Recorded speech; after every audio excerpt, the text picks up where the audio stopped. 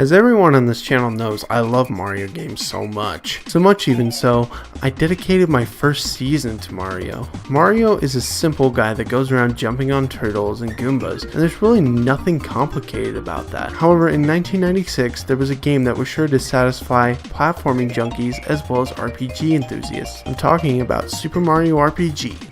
Legend of the Seven Stars. I love this freaking game so much. The gameplay is downright amazing, the graphics are awesome, and the music, oh, the music in this game, it's so mastery. However, being Square Enix's final game on a Nintendo console, and at least until we got to the GameCube and also the 3DS, is this game a masterpiece or am I overhyping this game? Let's find out on my review of Super Mario RPG, Legend of the Seven Stars. Originally, this game was not even going to have Mario in it. In fact, Miyamoto wanted to make this game an RPG without Mario. However, the company Square and Nintendo both talked over for some time, and with some convincing, Square had convinced Miyamoto this is the direction they should take. The Italian Plumber was set to have an RPG made in the second quarter of 1995. The game was developed, and fast forwarded to the spring of 1996, hot off the trails of heavily marketing the Nintendo 64, the game was released in America on May 13th, 1996, under the name Super Mario RPG Legend of the Seven Stars. The gameplay for Super Mario RPG Legend of the Seven Stars starts off when the game boots up. When you first press start, you get to pick a file, and with picking this file, then you'll be able to start the game. After taking control of Mario, you get to move around in a three-dimensional space, quite easy. By holding the Y button to run faster and B to jump, you're set to free run around with Mario. Running into enemies is quite simple as well. In this game, you can run into them. Instead of it being an RPG where it actually is random encounters, you get to go ahead and pick and choose the different enemies you want to fight. You use your attacks like you would in any other Mario game. You can jump, you can use fireballs, and you can hit things with a hammer. And not only that, you can use your abilities that access certain magic in this game. As you use your magic attacks, such as jump, it actually gets more and more powerful, which is quite awesome, and I love that about this game. Also, the weapons and gear also make this game inherently Mario to you. You have hammers, chain chomps, and even shells, just to name a few. The best equipment in the game by far is the lazy gear. I love the lazy shells. They just break the game for me. And you know, I'm not ashamed for using them. I really like them on a ton of bosses, such as the Axem Rangers.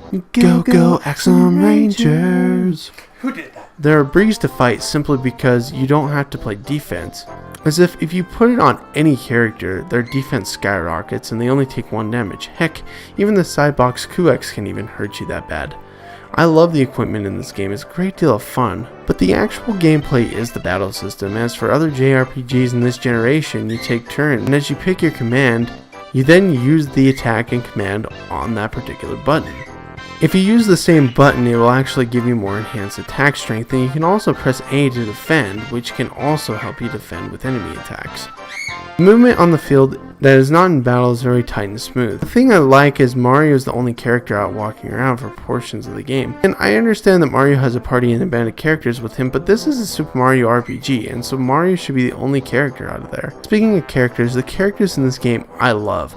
All the characters in this game, every NPC in this game, is super interesting. My favorite part about the characters and NPCs in this game is they all know that Princess Peach has been kidnapped, but I don't think they really care. They're so used to the fact that Peach has been kidnapped by Bowser, they're used to it. And again, speaking of characters, I love the characters you get in this game. The 5 characters you'll be using in this game are Mario, Mallow, Geno, Bowser, and Princess Toadstool or Peach. I will go over each character right now. Mario is the most powerful and most balanced character in the game.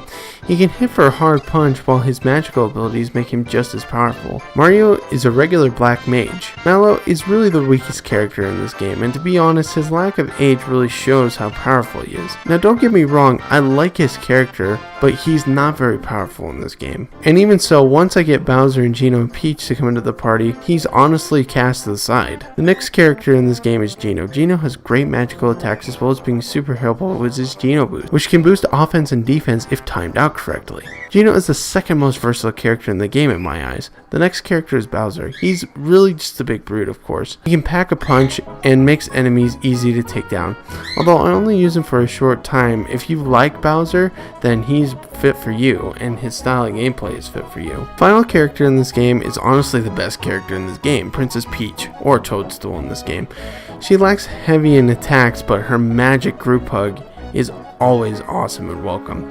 This is the best way to help you stay alive, is honestly all you have to do is attack, then use the group hug, then attack again. Mario, Gino, and Peach, this game becomes super easy when you use them. The bosses in this game are quite awesome as well. I love every single one of them, from Mac to the Axem Rangers. Go, go, Axem Rangers! Seriously, who keeps doing that? While the bosses are epic confrontations, I love how fun they are, not how explicitly hard they are. Except maybe QX, that guy's a jerk. Overall, bosses are quite a bit of fun, and I love them.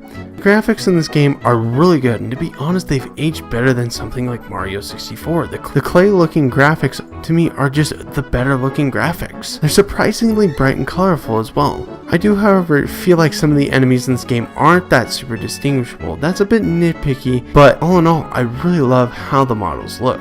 The music and sound in this game is amazing. I love the soundtrack in this game. It is one of my top 10 favorite soundtracks of all time in gaming. The soundtrack is super upbeat, and some of the pieces in this game are quite beautiful, as well as the care was taken in the soundtrack and was really well done. And I have to say, the best theme in the game is the forest theme. This theme exemplifies what the game soundtrack is supposed to be expected. This is a soundtrack how it's supposed to be and how you're supposed to do a gaming soundtrack. The sound in this game is something you would expect out of a Mario game, very cartoonish, but it's super satisfying to jump and land on something in this game. This game sound really complements the game very well, and I love the music and sound in this game. Mario and Peach are both hanging out at Mario's pad. Peach is picking flowers when Bowser swoops down and takes her away again. I thought I was ready to this.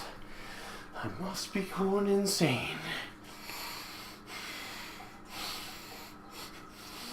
After Mario jumps into Bowser's castle and after finishing off Bowser, Princess Peach is saved again. However, during this bit of fun, a huge sword crashes into Bowser's castle. Mario, Peach, and Bowser are all separated. Mario goes flying back to his pad. Mario travels along with a few friends to get a person named Gino who explains the stars have been broken up into 7 pieces, and we need to get those pieces back in order to help Mario restore Star Road. Otherwise, nobody can have their wishes granted. After finding Bowser, Mario saves Princess Peach from Booster, and after taking Peach back home, she decides to stick around. The 5 heroes get the last 3 star pieces from Johnny in Seaside, Valentina in the Sky, which shows that Mallow is a cloud, not a frog, and finally from the Axem Rangers. Go, go, Axem Rangers! Okay, seriously, who keeps doing that? I did? Josh, are you serious? You're ruining the video. Well, you told me to edit your sound, bro. But in the context of the video. You need to be specific next time, man. I'll show you specific. Oh, wait, what are you doing?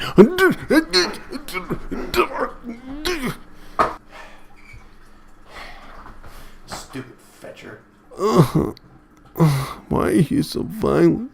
After collecting all 7 stars, Mario and the gang head back to Bowser's castle, and after taking down the sword guard at the gate, Mario and Co are sucked into a new dimension. Mario and Co get through this mysterious dungeon. Mario and Co take it on the real bad guy of the game, Smithy. After defeating Smithy, the game ends with Luigi conducting a parade and the credits ensuing. Thus ending our adventure, the story for Mario RPG is actually pretty unique and really good, as it's not just Bowser who's the bad guy in this game. I feel like Square and Nintendo did a really great job and a really creative job as possible. I love this game's story. It's simplistic, but it manages to keep the story in focus while playing the game. I love how the game balances the story and gameplay this way. Super Mario RPG is a completely amazing game. I love how great this game is. It is a perfect example of how to make a JRPG, and to also help people who are not into JRPGs get into JRPGs. It's a stepping stone of sorts. This game is amazing, and I will be playing this game for years to come. The pros are the graphics, gameplay, story, music, sound, and overall design is awesome, and this game is perfect. No issues really to be had to affect the score. The cons are, for an RPG, it's a bit short. You can beat this game in about 10 hours.